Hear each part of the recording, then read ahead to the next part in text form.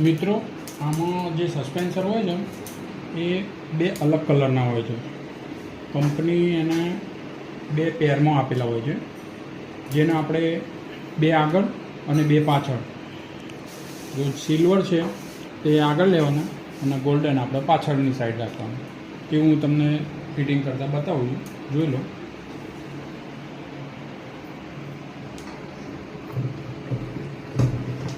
ધારો કે જો આ આઉટલેટ છે ને એ આપણો પાછળનો ભાગ છે, બરાબર? પાછળનો ભાગ છે હા આઉટલેટ. હવે આ જે સિલ્વર ખરા ને એ આગળ આવશે અને ગોલ્ડન છે ને એ પાછળની સાઈડ આવશે. એને જરા લગાવવામાં થોડી સાવધાનીથી લગાવવાનું, જેથી કરીને પકડે. આ રીતે ફિટ કરી દીધા.